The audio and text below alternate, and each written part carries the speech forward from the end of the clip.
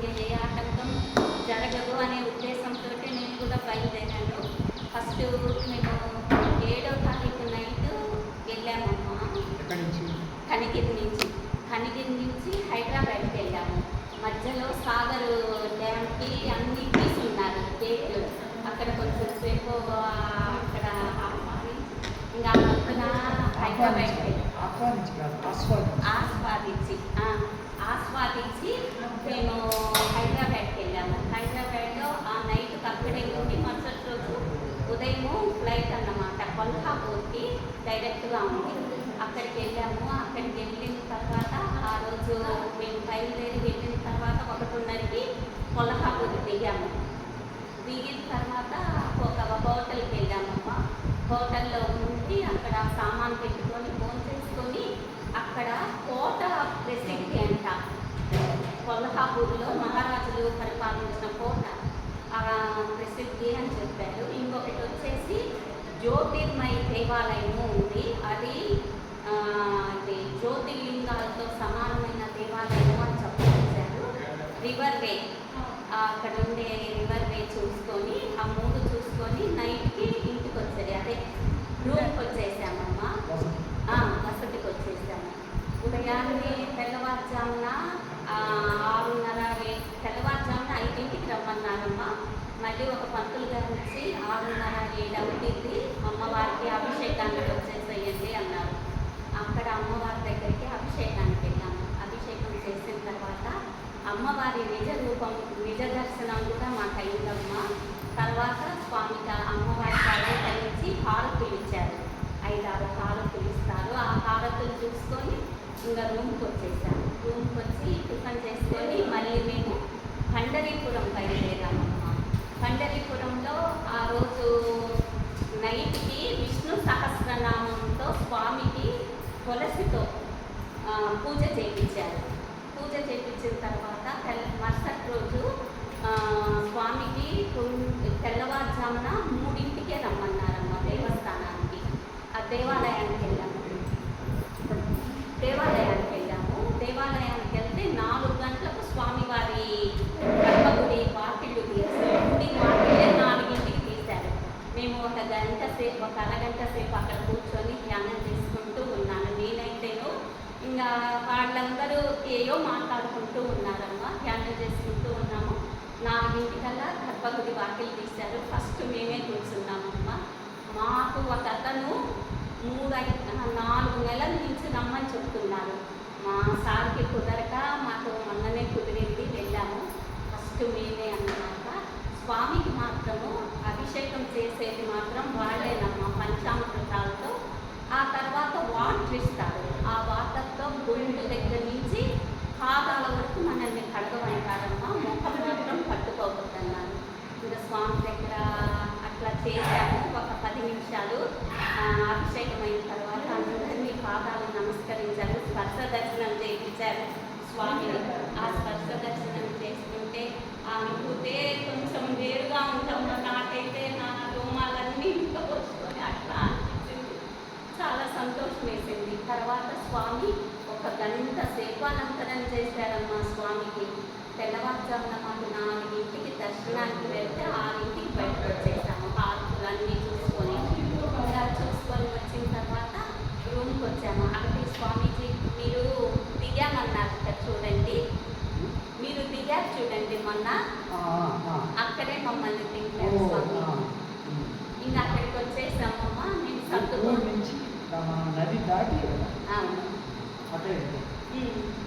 ఇంకా అది చూసి అక్కడికి వచ్చేసామమ్మా. సర్దుకొని ఇంకా భోజనం కూడా చేయలేదమ్మా. మాకు ట్రైన్ మళ్ళీ ఎక్కడికి పండరీపురం వెళ్ళడానికి ట్రైన్ అన్నమాట. పండరీపురం నుంచి హైదరాబాద్కి మళ్ళీ హైదరాబాద్కి వచ్చామమ్మా. పండరీపురం నుంచి హైదరాబాద్కి వచ్చాము ట్రైన్లో వచ్చామమ్మా. 2 రోజులు మాకు అక్కడ హైదరాబాద్లో ఉండాల్సి వచ్చింది. మాకు అయోధ్య వచ్చేసి 13వ తారీఖు 12 అయోధ్యకి వెళ్ళాము. అంటే 2 రోజులు ఉండాల్సి వచ్చింది. హైదరాబాద్లోనే ఉన్నామమ్మా. ఇంకా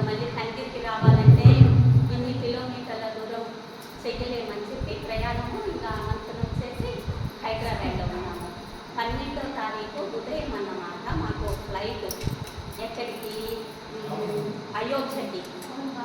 అయోధ్యకు ఫ్లైట్ అయితే అయోధ్యకు డైరెక్ట్గా లేదంటమ్మా. ఢిల్లీలో దిగి ఢిల్లీలో 2 గంటలు ఉన్న తర్వాత అప్పుడు వచ్చింది. 2 గంటలు వెయిట్ చేయాలి స్వామి. తర్వాత వచ్చేసి అయోధ్యకి వెళ్ళాము. అయోధ్య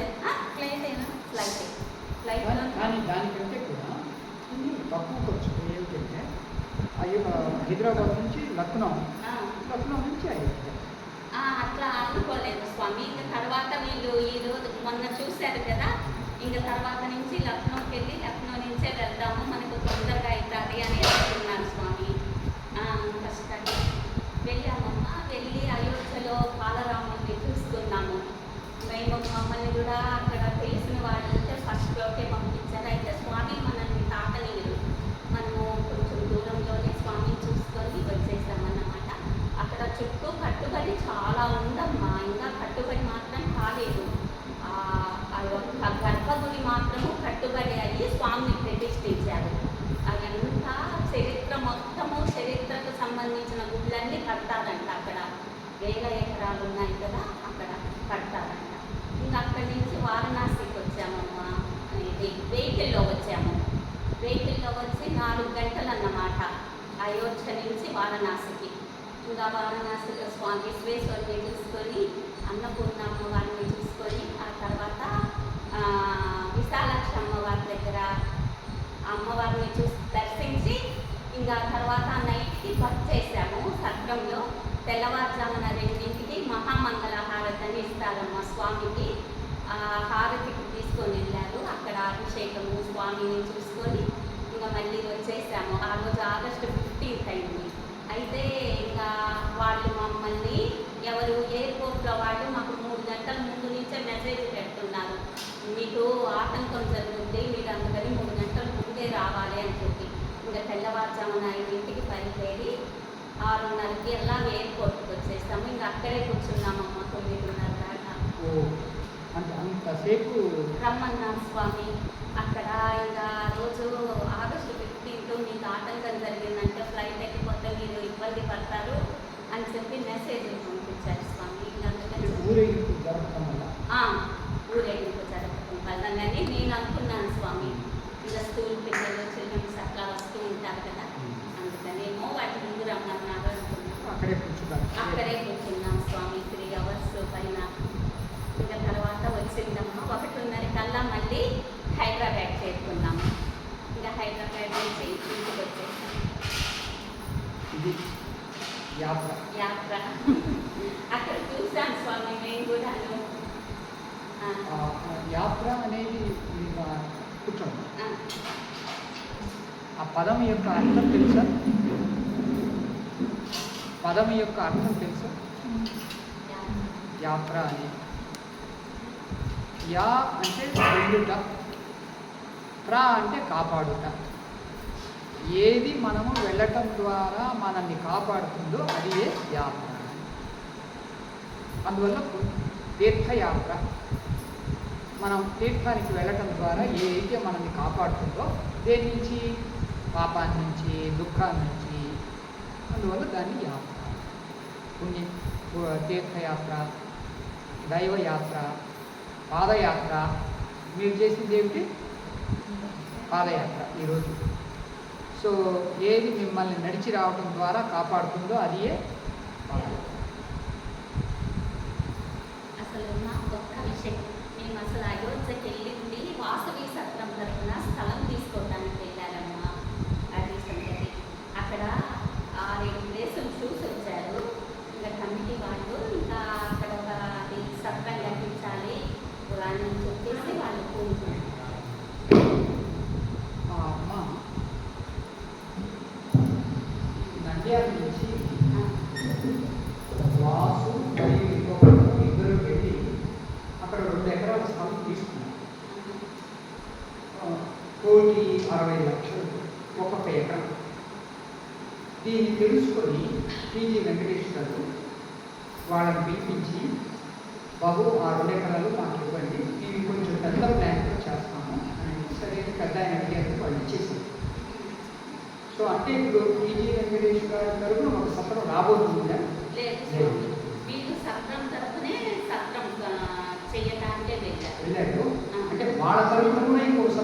వస్తుందేమో. ఏం స్వామి? టీజీ వెంకటేష్ గారి తరపున ఒక సత్రం వస్తుందేమో.